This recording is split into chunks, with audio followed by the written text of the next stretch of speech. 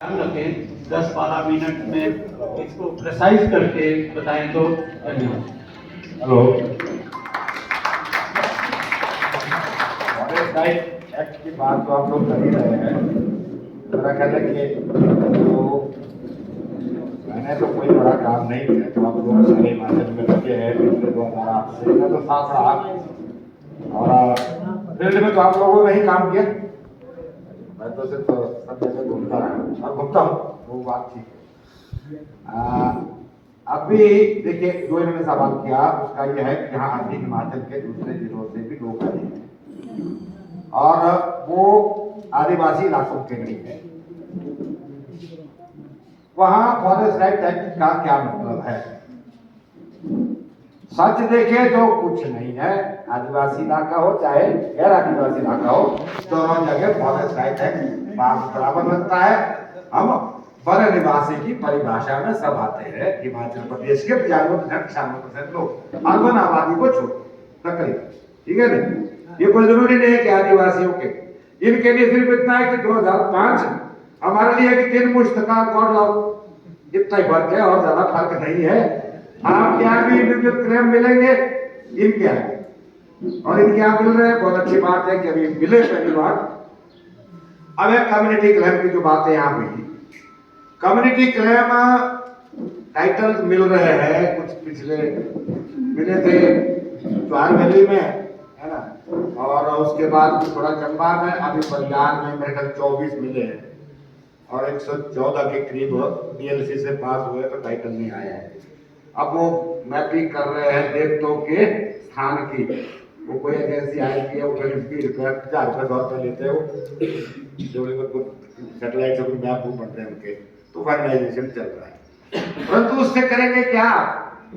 आपको community right मिल गया, फिर पैसे तो है आपके लिखा हुआ फॉरेस्ट डिपार्टमेंट के कागजों में चला दिया, आपके राइट्स है। बादुल में आप लकड़ी ला सकते हैं, आपको टीटी मिलेगी, चालान आपका लिखा हुआ है।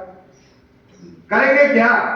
ये सवाल ज्यादा जरूरी है, इसको समझे आप। वो मिल जाने, क्योंकि इस तरह के हालात हैं। इस बार पॉलिटिकल माहौल भी है, कोई थोड़ा लोग और दबाव बनाएंगे तो हो जाएगा। पर करेंगे क्या? ये सोचना। अब ये ट्रेनिंग देनी पड़ी फार्म गौ की। कौ और ख तो हो गया, गौ की। कौ तो सिंपल है, जिनके पास 2005 से पहले वन भूमि में दखल है आजीविका के लिए, मतलब घर बनाया है, डोगरा बनाया है, टपरा बनाया हुआ है, या खेती कर रहे हैं, बगीचा लगाया है, जो भी कुछ किया है वो क्लेम करिए। वो 2005 तक का मिलजुल के चलेंगे ग्राम सभा में, तो सब मिल जाएगा, ठीक है। एक सीमा है, उस सीमा में रहिए, वो ठीक है। कानून कुछ कहता है, प्राप्ति जितना कर कोई मिल सकता है उतना कर ले लीजिए, परंतु वो हो गया निजी अधिकार। अब सीएफआर की बात की प्रकाश ने, सीएफआर का मतलब होता है कॉमन प्रॉपर्टी रिसोर्स। ये जो जंगल है ना हमारा, ये नदी है, ये क्या है? ये ना मेरे नाम, ना इनके नाम, किसी का नाम, ये समाज की होती है। सरकार का कहना भी गलत है कि हमारी है। सीएफआर का मतलब है ये कुछ जगह पर, उस धरती पर जीने वाले समाज, उसमें हम इन्हीं जीवन जानवर भी है ना, वहां का पक्षी भी है। तो ये जो सीएफआर है, सीएफआर का अर्थ ये होता है ये कॉमन प्रॉपर्टी रिसोर्स है, साझा है। अब ये मिल रहे पट्टे आपको साझा, फार्म गांव में मिल रहे हैं आपको, गांव में साझा जंगल। एक गांव को एक जंगल मिल गया, दूसरे को दूसरा मिल गया, है ना। अब उसका प्रबंधन, उसको लगाना, उसको उसमें से कोई चीज निकलेगी उसको बेचना, एक ये काम। उसके बाद जो फायदा आएगा वो समाज में बांटना। ये जो प्रबंधन का कार्य होगा, ये अगला महत्वपूर्ण कार्य है जिसे आपको अब करना है। अब मैं असल बात करना चाहता हूं जलवायु परिवर्तन के, जो मेरा आजकल मैं सारी जगह घूम रहा था पिछले 3-4-6 महीने से। यही कह रहा था कि राजनीतिक पार्टियों को इन चुनावों में ये जो वैश्विक गर्मी हो रही है, मौसम बदलाव हो रहा है, गर्म हो गया इलाका, जलवायु परिवर्तन आप कह रहे हैं उसको, उस पर लिखना, गवर्नमेंट को नीतियां बनानी चाहिए, अपने इलेक्शन एजेंडे में लाना चाहिए। पिछले साल हिमाचल प्रदेश में बड़ा तोड़फोड़ हुई, देखा आपने, खासकर हमारी घाटी में तो बहुत ज्यादा हुआ। उसके बाद हम सब मिल करके एक ग्रुप बना, अब इस बार उसके बाद फिर दूसरा ग्रुप बना, पहले क्राइसिस ग्रुप, फिर पीपल ऑफ हिमालय करके सब सारे हिमालय स्टेट के लोग चर्चा कर रहे हैं आपस में। तो उसमें हमने सवाल उठाया कि ये अभी लखनऊ में ये बातें पॉलिटिकल पार्टियों को अपने घोषणा पत्रों में लाना चाहिए। किसी ने नहीं लाई साहब, हम सबसे मिले, सबसे बात भी की, लाया किसी ने नहीं। प्रधानमंत्री तो कहते हैं कि जलवायु परिवर्तन नहीं हुआ, हम लोगों का आदतें परिवर्तित हो गई। जैसे डोनाल्ड ट्रंप है, ट्रंप साहब है, हमारे मोदी साहब है, इनके लिए तो जलवायु परिवर्तन में ये परिवर्तित हो गए। असल सच्चाई ये नहीं है, जलवायु परिवर्तन का गंभीर खतरा है। ये जो 200 साल का हमारा इतिहास है ना, जिसे हम औद्योगिक क्रांति के बाद का जमाना कहते हैं, इस जमाने में हमने क्या किया? हमने ये जो जीवन है इसको बदला, साइंस एंड टेक्नोलॉजी आई, इन सब काम के पीछे क्या लगा? ऊर्जा, एनर्जी। और एनर्जी कहां से आई? वो बिजली, ऊर्जा कहां से आई? वो हमने धरती के नीचे जो सोया हुआ था ना, कार्बन, कोयला, पेट्रोल, गैस, ये खोदा और ये जलाया। ये जला के गाड़ी, मोटर, रेल, जहाज सब जलाए और बड़ी बड़ी मशीनों से सड़कें खोदी, सब कुछ किया, फैक्ट्री बनाई। अब ये एनर्जी है, ये जो ऊर्जा है, इसने जो धुआं, जो बड़ी हुई चीज थी, कोयला, तेल वगैरह, क्या होता है कि आज से कई करोड़ साल पहले धरती में बड़े बड़े पेड़ थे, बड़े बड़े जानवर थे, जब डायनासोर वगैरह थे, फिर बड़ा धरती में बदलाव आया, पूरा ठंड हो गई, धरती बर्फ की हो गई, तो वो सब मर गए। एक गर्मी के बाद ठंडा जमाना आया, मर गए, वो सड़ गए। उसके सड़ने से उस जीवावशेष से जो है ये आगे ये चीजें तेल, गैस, और कोयला कैला बनता है, ये बना। अब हमने फूकना शुरू किया उसको, तो फूका तो सारे आसमान में धुआं, हमने कार्बन डाइऑक्साइड फेंक दिया। इस तरह की 10-20 गैसें होती है, कार्बन डाइऑक्साइड, मोनोऑक्साइड वगैरह, इस तरह की बहुत सी गैसें जो फूकी है, कोयला फूका, उससे क्या हो गया? आजकल बोलते ना, क्या बोलते हैं आपको, ग्लोबल वार्मिंग हो गई। ग्लोबल वार्मिंग क्या होती है? साधारण भाषा में समझना चाहिए आम आदमी। ग्लोबल वार्मिंग क्या होती है? ये पॉली हाउस देखा है लोगों ने? पॉली हाउस है ना आपके यहाँ लगा हुआ? पॉली हाउस के अंदर गाँव कितनी गर्मी होती है? क्यों होती है गर्मी? सूरज की किरणें धरती पर आती हैं, वो परिवर्तित होकर के वापस आसमान में चली जाती है। अब आपने प्लास्टिक की शीट लगा दी और ट्रैप हो गया। अब पॉली हाउस के अंदर जाओ, कितनी गर्मी होती है? होती है ना गर्मी। इसको कहते हैं पॉली हाउस इम्पैक्ट। जब हम ग्लोबल वार्मिंग पढ़ाते हैं ना, पॉली हाउस इम्पैक्ट हो गया। तो अब आसमान में ऊपर जो है ना, ये जो गैसें है, कार्बन मोनोऑक्साइड हो गया, कार्बन डाइऑक्साइड हो गया, मीथेन हो गया, क्लोरोफ्लोरोकार्बन, बहुत सारी गैसें आई है, ये जमा हो गए ऊपर, इनकी बन जाती है पर। सूरज की किरणें तो आ रही है, ऊपर जब जाएगी तो ट्रैप हो गई और वो नीचे गर्मी हो गई। इससे क्या हो गया? पूरा जो जलवायु हमारा है पृथ्वी के चारों ओर का, उसमें बदलाव हो गए। अब आपके बर्फ नहीं पड़ रही सर्दी में, बर्फ कब पड़ रही है? फरवरी में। फरवरी में बर्फ पड़ने के बाद थोड़ी बर्फ जमाएगा, वो तो पिघल जाएगा। अब ये फिनोमेना 4-5 साल से चला है। उसकी वजह क्या है? वैज्ञानिक तौर पर सब बिल्कुल दिख गया, समझ आ रही है कि यूरोप में इन औद्योगिक देशों ने सबसे ज्यादा वहां ये सब किया, और अभी यूक्रेन वॉर भी चल रहा है, 5 साल से दूर के लड़ रहे है ना। वहां कोई पटाखे थोड़े चल रहे, बड़े बड़े बम चल रहे, उससे बड़ा कुछ गर्मी फैल रही है, कई चीजें हो रही है। वो मेडिटेरेनियन सी है, वहां एक समुद्र है ना, मेडिटेरेनियन, वहां से सर्दी की हवाएं चलती हैं। हमारे देश में 2 तरह से आती है बारिश, एक आती है इधर से, हम बोलते हैं उसको हिंदी में आजकल पश्चिमी विक्षोभ, ऐसा बोलते हैं ना, पश्चिमी विक्षोभ।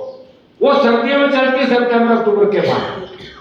वो यहाँ पहुंचना चाहिए उसको हिंदुस्तान में तकरीबन दिसंबर एंड में, तब मंडी पर।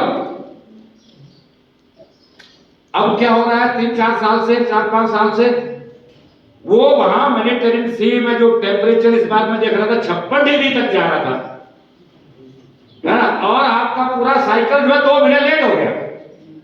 जो हवाएं आपकी आनी है नवंबर दिसंबर तक शुरू हो रही है और दिसंबर में पड़ना शुरू कर रही है, वो फरवरी में जा रही है और आगे एक्सटेंड हो रही है जाकर के जून में बरसात आ रही है, वो क्लाइट हो रही, इकट्ठे हो रही है, फिर हो रहा है पिछले साल वो पंगा। इस साल भी ऐसा ही समस्या है हमारे पास। अब हमारे पूरे देख रहे थे हम, देखिए एक खैबर से लेकर के पूरा हिमालय यहां तक आपके नॉर्थ ईस्ट तक कहीं बर्फ नहीं पड़ी इस बार, इतनी कम बर्फ है। अब आप बताइए बर्फ नहीं पड़ेगी, पुरानी बर्फ पिघल जाएगी जमी हुई, जैसे आप ग्लेशियर कहते हैं, तो फिर क्या होगा? फिर पानी नदियों में कम हो जाएगा निश्चित तौर पर। उसमें भी 2 तरह के इलाकों में, अलग अलग तरह के इलाकों में अलग अलग प्रभाव होंगे। जैसे आपके में देखा हूं लाहौर और कन्नौर में जो आपके सिंचाई के लिए आते थे ना, उससे पानी शायद सूख जाए कुछ जगह, और कुछ जगह बात हो चुकी है कि इस बार उनकी खेती में पानी नहीं आएगा सारे साल, क्योंकि पीछे है नहीं, बर्फ है नहीं, न धार में बर्फ नहीं है। एक है जहां परमानेंट डिपॉजिट के वहां तो चलो, वो तो दूर होता है ना हमारे गांव से, वो थोड़ी आ रहा है, वो तो रेगुलर हर साल का बर्फ का पानी आता है, जिसमें से यहाँ भी पानी है, सिंचाई हो रही है, इन इलाकों में होगा। अभी 6 महीने पहले भी एक जगह आंदोलन लड़ रहे थे, अलीगढ़, खूब हल्ला, अलीगढ़ क्या है समस्या? अलीगढ़ में क्या है? ये है पहाड़ जहां बर्फ है, एक जहां बर्फ का नहीं है मामला, निचले हिमाचल में उनकी सब नदियां सूख रही, इस बार सूख गई। सारी वाटर सप्लाई स्कीम सिरमौर से लेकर के सोलन, मंडी, कांगड़ा बंद है आजकल, पानी नहीं मिल रहा। शिमला में 4 दिन बाद पानी मिल रहा है आजकल, पता आपको? 4 दिन बाद इनको तो शिमला से है कल 4 दिन बाद पानी मिल रहा है इनको, खाली बात कर रहा था उनसे वहां। ये नहीं है, कई गांव में अभी सोलन में 16 दिन से पानी नहीं आया है, हमारे गांव में 42 दिन बाद। Very good. हाँ, ये सब होगा क्यों? अलीगढ़ का झगड़ा हुआ तो वहां जब गया मैं देखा पीछे तो जंगल कर दिए नंगे, क्योंकि ग्लेशियर नहीं है ना आपके यहाँ, ये क्या चलो ग्लेशियर बर्फ का है भी है, आप क्या तो जंगल पर इधर बड़ा जंगल पीछे होगा तो पानी बचे रहेगा जंगल कट गए। दूसरे पानी का, फिर नदी में जो पानी है उसका पहला उपयोग किसका है? उस इलाके की जनता का। पर यहाँ क्या हो रहा है? अब बड़े बड़े प्लेयर आते हैं, पहला उपयोग का अधिकार कंपनी को जा रहा है, वो आपके यहाँ भी है हाइड्रो प्रोजेक्ट में, है ना। पर ये अलीगढ़ में भी यह हुआ, वो एक अडानी साहब है, उन्होंने कोई सीमेंट प्लांट लगाया है अब दल्ला घाट में, उसको ले जा रहा, पानी है नहीं, और अभी तो खैर रोका और लाइन उड़ी करके बंद कर दिया, ठीक है। आजकल अभी पिछले हफ्ते वो रिपोर्ट दे रहे थे मुझे कि अलीगढ़ में पानी ही नहीं है, उसके नीचे 33 वाटर सप्लाई स्कीम और लिफ्ट इरिगेशन है बिलासपुर शहर में, आजकल सूखे है, पानी नहीं है। अब लगा रही है टैंकर, पर जो पानी रहा था वो पानी को बेचने जा रहे हैं। तो ये जो मामला है इसको ऐसे देखिए। अब फॉरेस्ट राइट एक्ट के इंप्लीमेंटेशन के बाद हम क्या देखना चाहते हैं आपसे? कि आपका काम है कि वो गौ फार्म को पकड़ के अपना जंगल बनाए। वो कैसा जंगल बनाना है? अभी मैं हमीरपुर घूमते हमीरपुर से आ रहा था, जंगल में आग लगी हुई। ये 5-10 साल पहले धूमल साहब के जमाने में चर्चा हुई, यार ऐसा करो कि चीड़ के जंगलों को 2/3 लॉपिंग करो। उस प्लॉट पे गया मैं जाके, आपने देखा होगा, कुछ लोगों ने वीडियो देखा होगा, मैं उसी प्लॉट पे गया जहां चीड़ की 2/3 लॉपिंग कराई। वो 3-4 साल तो लगी नहीं आग होनी, वो थोड़े थोड़े और पौधे बीच में आगे थे, इस बार देखा मैंने हरे थे। इस बार आग लगी, टोटल जंगल और नए पौधे दूसरी वैरायटी के भी लगे थे, सब जल के साफ। मैं देख रहा हूँ किन्नौर के भी कुछ निचले इलाकों में चीड़ आई है, लगाई है। क्यों लगाई थी अंग्रेजों ने? इससे निकलता था लिसा, उससे बनता था तारपीन का तेल। पहले नहीं था ना, अब तो आता है आजकल सब कुछ। अब तो सब कुछ पेट्रोकेमिकल है, मतलब अब वो जो खुदा हुआ पेट्रोल है ना, उसी का सब चल रहा है। अब इसकी कमर्शियल वैल्यू भी खत्म हो गई चीड़ की। तो मैंने उस दिन भी बोला है कि यार ये चीड़ के जंगलों को कैसे बदला जाए। और कुछ लोगों ने बड़ा सवाल पे मुझे क्या बकवास कर रहा है, जंगल काटने की बात कर रहा है। मैं कहा बिल्कुल, हिमालय के जंगल बचाने हैं, चीड़ को भगाना पड़ेगा, साफ साफ बात है। ये कौन करेंगे? अब ये करेंगे आपको फार्म गौ के ताकत से करना चाहिए। सारे जंगल का स्वरूप बदलो, चौड़ी पत्तियों का जंगल लगाओ, तब पानी बचेगा साहब आपकी नाज में, नहीं तो नहीं रहना, सुकड़ी हो जा रहे। क्योंकि गर्मी पड़ रही है, नमी को ज्यादा सोख रही है, उड़ जाता है ना, बाष्प हो जाता है पानी। दूसरी बात, चीड़ के जंगल और जंगल नंगी धरती में, धरती कठोर हो जाती है, पानी सोखने की ताकत जमीन को नहीं रहती है। तो अब करना क्या होगा कि जंगल लगाएंगे मिश्रित वन, उसके बीच में पानी सोखने की, जज़ब करने की बड़ी ताकत होती है। और नीचे जो है फिर चश्मे निकलते हैं। हमारे चश्मे इसलिए होते हैं, ऐसे थोड़ी चश्मे कोई अपने आप जमीन से फट गए। ये आसमान का पानी गिरता है, धरती के अंदर रपता है, फिर निकलता है। तो ये करने की जरूरत है। ये काम है बारे में आप कर सकते हैं आगे। ये महत्वपूर्ण चीजें हैं। बोल रहे थोड़ा कम करो, मैं क्लाइमेट चेंज तो ऐसे है ना। पर अब ऐसा है कि हम लोग अभी जो फॉरेस्ट एक्ट का मसला है, इसको इम्प्लीमेंटेशन के लिए जोर लगाए, कोशिश करेंगे कि जो बाहर के तो बड़े बड़े संगठन आ रहे हैं, उनसे बात भी हुई सुबह, आपकी सरकार से बात हुई और वो भी हुई। तो हम कोशिश करें कि पूरे मिल करके सब ये करें। और ये जो मैं तो बहुत साल से कह रहा था, ये नजायज कब्जे का क्या बकवास करते रहते हो, है ना। कोई नजायज कब्जा नहीं है, ये हमारा अधिकार है। 2005 से पहले जो जिसका है वो उसका है, ठीक है ना। अब ये नजायज कब्जा कोई सवाल न करे, कोई नजायज कब्जा होता है, ये गलत कानून है।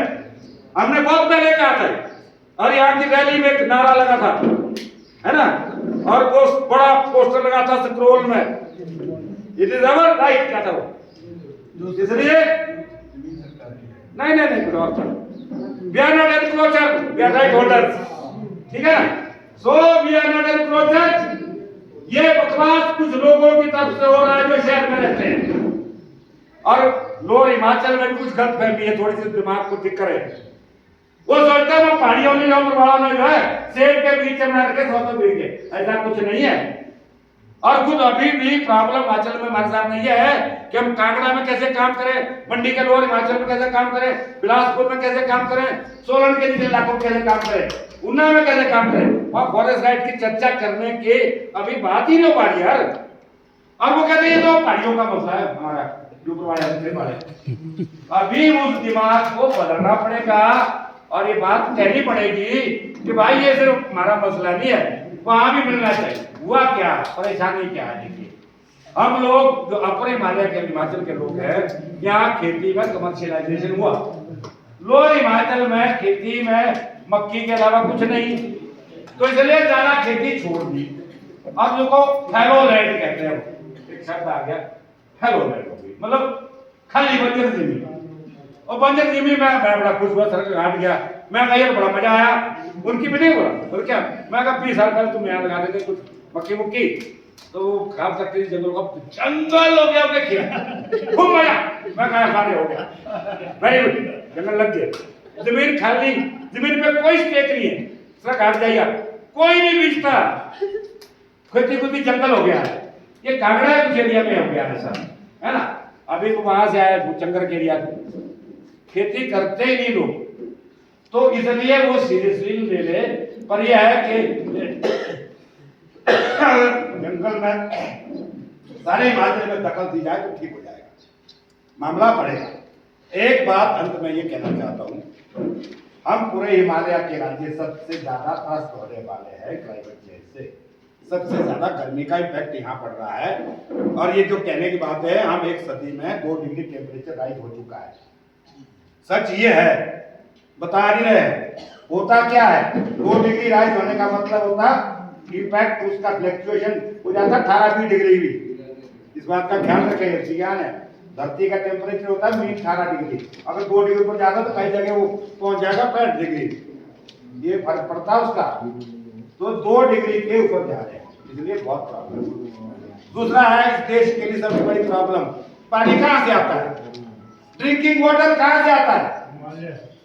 पहाड़ से। नहीं, सिर्फ हिमालय नहीं, पहाड़ और भी, हिमालय के पहाड़ से। ये ड्रिंकिंग वाटर जो 1% पानी दुनिया का है, वो पहाड़ से आता है। उसको हम हिंदुस्तान में मोटे तौर पर उस पहाड़ को क्या कहते हैं? एक तो हिमालय और निचले भारत में कहते हैं उसको आदिवासी इलाका, है ना। हमने अभी ले में ये बात खुल के कही, सब आदिवासी लीडर थे देश के भारत सरकार के अंदर संवैधानिक संशोधन होना चाहिए। जितने भी आदिवासी इलाके हमारे एग्जिस्टिंग है उनको शेड्यूल 6 में डालो संविधान के, ऑटोनोमस स्टेट करो, जैसे मेघालय को दिया है, ताकि वो खुद मुख्तार उनके हाथ में जाए। और बॉर्डर के साथ लगते हमारे जैसे यहाँ पे लेह के साथ तो लद्दाख के साथ तो और ज्यादती हो गई। 17 के हटने के बाद वो ना शेड्यूल एरिया है ना शेड्यूल 5 में कुछ नहीं है ना, ना ट्राइबल है। तो वो शेड्यूल 6 में जाना चाहिए बॉर्डर एरिया। और पूरे हिमालय के जो 11 के 11 राज्य हैं इसको शेड्यूल 5 में करो, क्योंकि हमारे पास जंगल है, जंगल है तो पानी है, पानी है तो इस देश का जीवन है। तो ये जो है ये सवाल भी उठना चाहिए। और ये सब जुड़े हुए हैं जलवायु परिवर्तन और जंगल और कॉमन्स के राइट्स के साथ, जिसे आप CFR कह रहे हैं, जिसको हम फॉरेस्ट एक्ट आपको ताकत दे रहा है। धन्यवाद। धन्यवाद गुमान जी। गुमान जी ने जलवायु परिवर्तन पर तो काफी सारा बोला और हमारे जो काफी ज्ञान बांटा है। तो अब आगे के लिए श्री सुंदर जी